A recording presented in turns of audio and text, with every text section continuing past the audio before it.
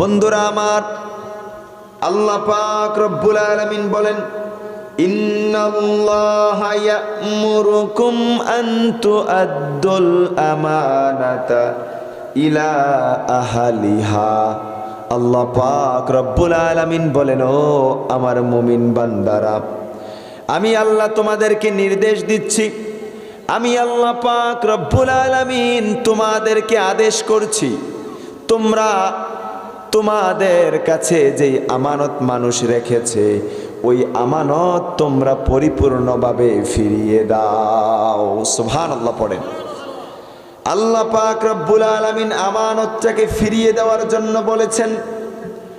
আল্লাহ পাক রব্বুল আলামিন আমানত আপনি যে পাবে তার কাছে সুন্দরভাবে বুঝিয়ে দেওয়ার জন্য বলেছেন। শুধু তাই নয়, অন্য আয়াতে আরো চমৎকার করে আল্লাহ জানিয়ে দিয়েছেন। আল্লাহ তাআলা বলেন, ইয়া আইয়ুহাল্লাযীনা আমানু লা তাখুনুল্লাহা ওয়ার রাসূল ওয়া তাখুনু আমানাতিকুম ওয়া আনতুম তা'লামুন। আল্লাহ তাআলা বলেন, ও আমার মুমিন বান্দারা, তোমরা আল্লাহ এবং তার রাসূলের সঙ্গে বিশ্বাসঘাতকতা করবে না এবং জেনে শুনে তোমরা কখনো আমানতের খেয়ানত করবে না। আল্লাহু আকবার পড়ে। এখানে আল্লাহ তাআলা আমানত খেয়ানত করার সঙ্গে আল্লাহ পাক রব্বুল আলামিনের সঙ্গে বিশ্বাসঘাতকতার কথা বলে দিয়েছেন।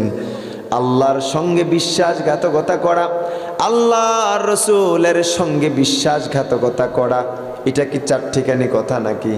এটা কি সাধারণ কোনো বিষয় নাকি?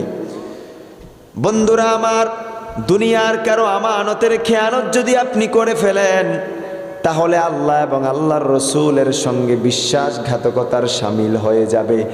আর দুনিয়ার মধ্যে যদি আল্লাহ এবং তার রাসূলের সঙ্গে বিশ্বাসঘাতকতা করেন, তাহলে দুনিয়া এবং আখিরাত আপনার জন্য অন্ধকার হয়ে যাবে। ঠিক কি না? শুধু তাই নয়, এই আমানতের বিষয়ে আল্লাহ তাআলা অন্য আয়াতে আরো চমৎকার করে বলে দিয়েছেন। আল্লাহ তাআলা বলেন, ওয়াল্লাযীনা হুম লিআমানাতিহিম ওয়া আহদিহিম রাউন। আল্লাহ তাআলা বলেন, যারা নিজের আমানত প্রতিশ্রুতি রক্ষা করবে তারাই হলো ঈমানদার। সুবহানাল্লাহ পড়েন। আল্লাহ বলতেছেন, যারা আমানত রক্ষা করবে তারা কি? ঈমানদার। তাহলে এটার বিপরীত কি? ঈমানের বিপরীত হচ্ছে বেঈমান। তো যে ব্যক্তি আমানত রক্ষা করবে না সে কি? বেঈমান।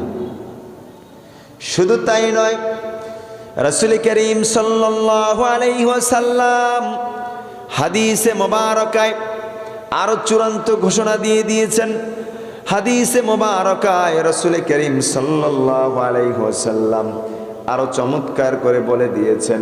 আমার নবী বলেন, লা ঈমানা লিমান লা আমানাতা লাহু ওয়ালা দীনা লিমান লা আহদা লাহু। আমার নবী বলেন, দুনিয়াতে কেউ যদি আমানতের খেয়ানত করে, দুনিয়াতে যার মাঝে আমানতদারিতা নাই তার ঈমান নাই। নবী কি বলতেছে? যার আমানতদারিতা নাই তার মাঝে কি নাই? ঈমান নাই।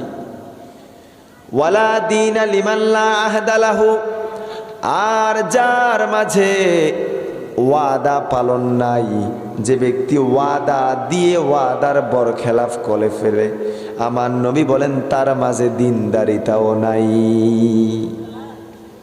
এই জন্য বন্ধুরা আমার, আমানত এটা খুবই গুরুত্বপূর্ণ একটা বিষয়। ঠিক কি না? আপনি যখন আমানতের খেয়ানত করে ফেলবেন, আমার নবী বলতেছেন যার ভিতরে আমানতদারিতা নাই তার কি নাই?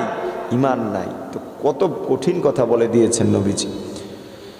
আমরা মনে করি একজন আমার কাছে 10,000 টাকা দিল, এটা আমি আমানত রাখলাম, সময় মতো ফিরিয়ে দিলাম।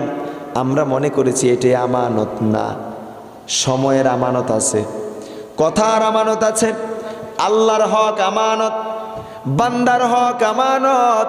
বন্ধুরা আমার, আল্লাহ আপনাকে ক্ষমতা দিয়েছে, এই ক্ষমতার অপব্যবহার আপনি করছেন, আপনি আমানতের খেয়ানত করলেন। আল্লাহ পাক রব্বুল আলামিন আপনাকে সম্পদ দিয়েছেন, এই সম্পদের অপব্যবহার আপনি করলেন, আমানতের খেয়ানত করেছেন। এই জন্য শুধু 10,000 টাকা আপনার কাছে আমানত রাখলো, এইটাই আমানত না। স্ত্রী গোপনীয়তা রক্ষা করা আমানত। কথা, মানুষ আপনাকে একটা কথা বলল, এই কথা আপনি 10 জনের কাছে ছড়াই দিলেন, আমানতের খেয়ানত করলেন।